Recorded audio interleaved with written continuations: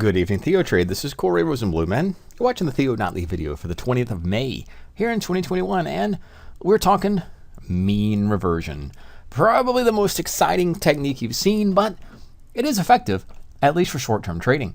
This is the S&P futures, and by the way, we had an update today.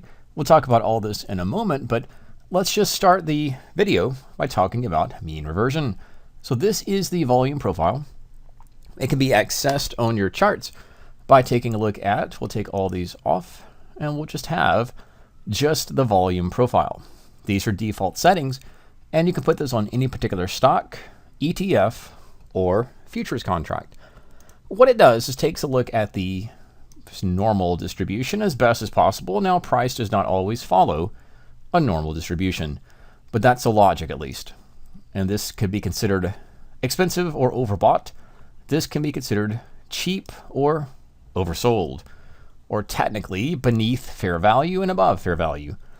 All that being said, for very short-term traders, this does give a slight edge to a directional play when the market is found to be above the fair value. That's to the short side. And when the market is found to be beneath fair value, and that play is to the long side. And like this is similar to expected move logic or anything else that plays off of mean reversion. The mean being the middle, or this red line, which is specifically called the point of control on the profile. Now, if volume profile is not your cup of tea, you can also put on, and this is how you put this on your own individual charts, you can use time and price without volume in play. That will again be the default setting. We'll apply that and it will be similar type of logic, similar type of profile. That being said, let's take a look at where we were, where we are, and where we might be going. On the recent chart, we did play from low to high, or from the bottom back to the midpoint. This is our game plan for the next trading session or for a series of days. Let's look at that play from what's called here under the yellow, or under, I'll actually go back to the volume profile because that's the there it goes. We use the TPO, but it could also be the volume profile. Now, these are expected moves, which are taken from the daily chart and put onto the intraday chart. And the logic, once again, is when the market, Nasdaq particularly, or the QQQ, is into or under the value area extreme, or the weekly expected move that puts the odds, not a forecast, but the odds and probability for a short-term rally.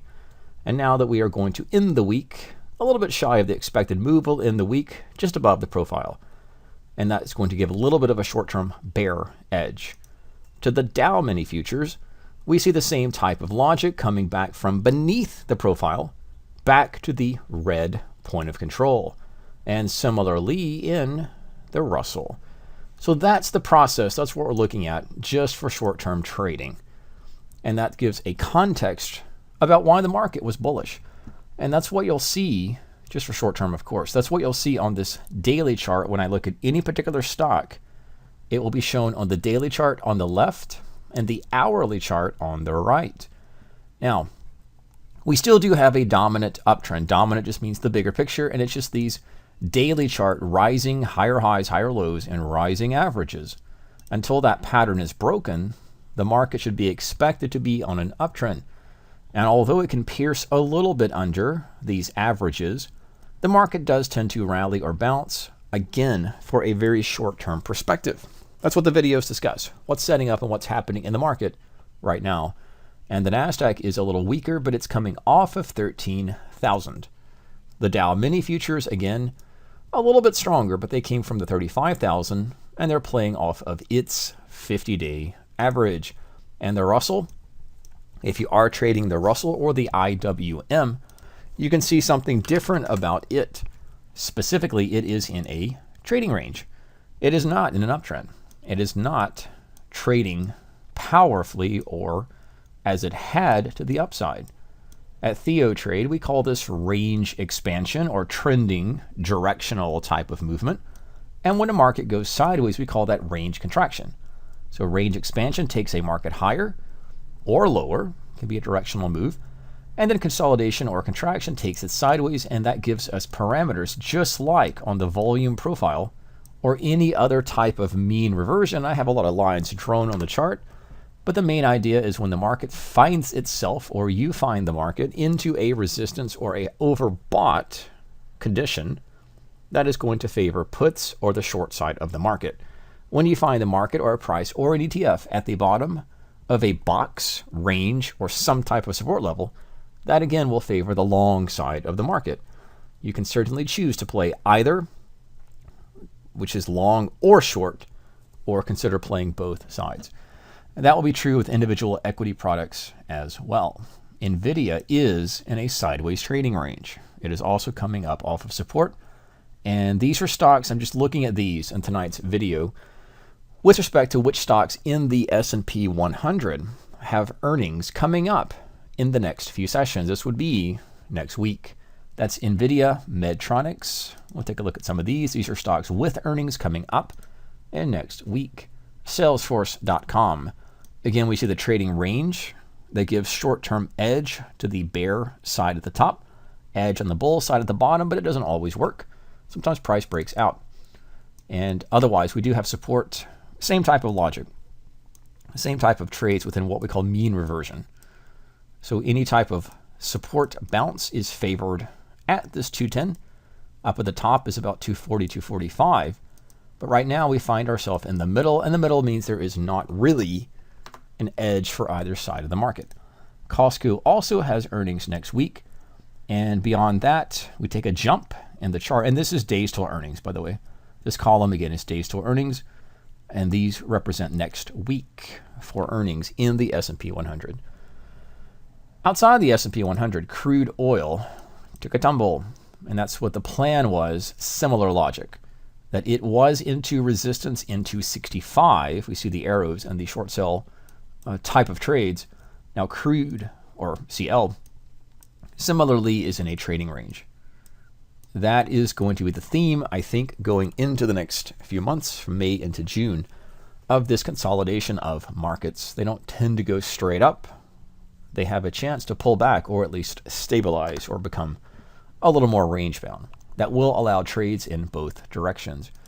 Gold on an inflationary bend, if we want to call that, mainly has rallied from 1700 all the way back to 1900. That will be a key point to watch and to play positions, taking targets or being into the downside or playing the short side against 1900. The bond market today was slightly bullish, but that's about the only market we see, the major market, that has been downtrending and is now coming down from the 140 level. That's the TLT.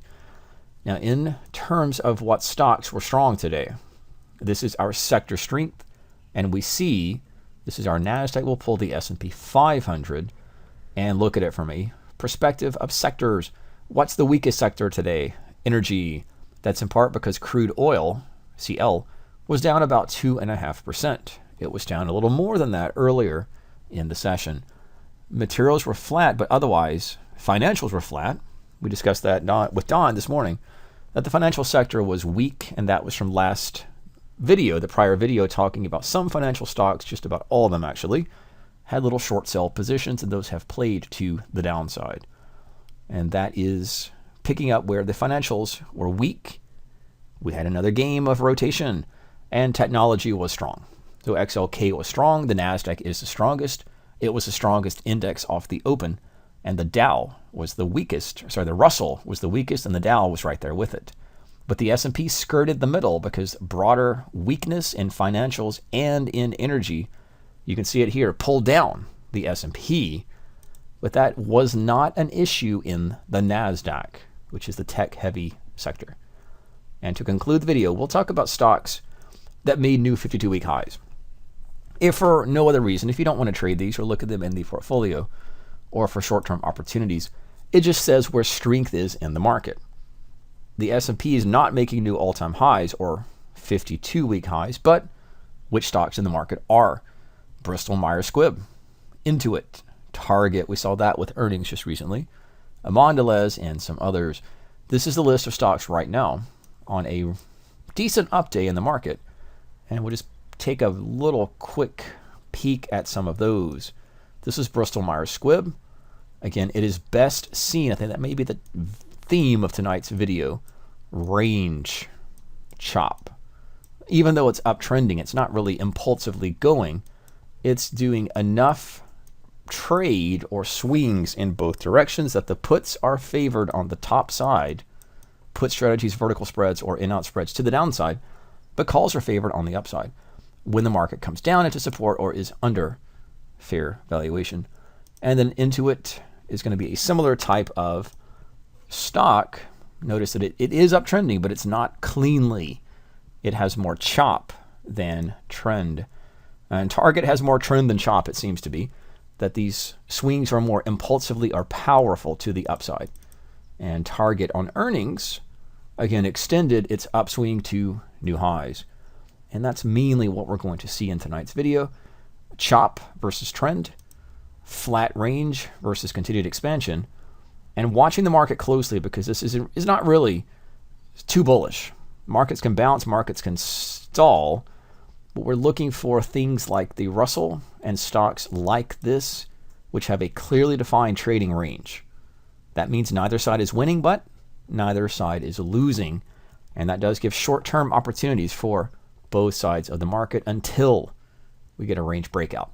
That may not happen this week, did not happen this week, may not happen next week, but that is something we will be watching all closely. This is Corey Rosenblum with tonight's Theo video update for May the 20th, 2021.